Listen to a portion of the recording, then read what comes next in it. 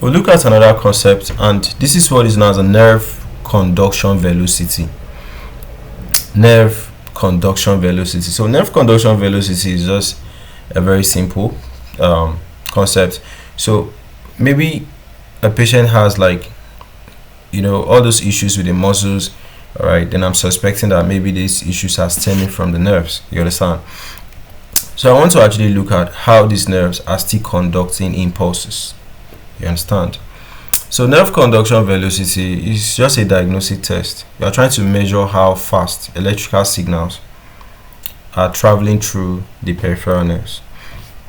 So it's a tool for evaluating nerve damage. You want to look if the nerves are still functioning optimally, or you want to, like, distinguish between the different types of neuromuscular disorder.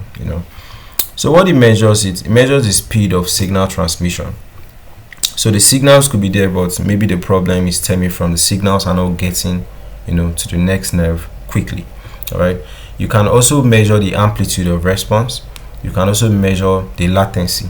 That's the time delay between what a nerve receiving the stimulus and the nerve responding to it. So how the test works is basically they place electrodes on your skin, all right, over the nerve. Okay. One electrode stimulates the nerve with a mild electric impulse. Another one records the impulse downstream.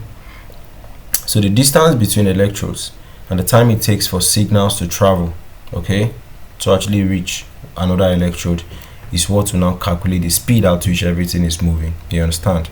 So clinical uses. You use this in conditions like peripheral neuropathy, that anything that is basically affecting the nerves. Carpal tunnel syndrome, Guillain-Barré syndrome, radiculopathies, okay, Charcot-Marie tooth disease, myasthenia gravis, sciatic nerve issues, okay. So factors affecting this, all right, it could decrease with age, all right. Temperatures, if the temperatures are too cold, it affects it. If the person is too tall, all right, the impulses are slow. Then sometimes it will now pick up some medical issues that are basically what's affecting it. All right. So that's just what the nerve conduction velocity simply means.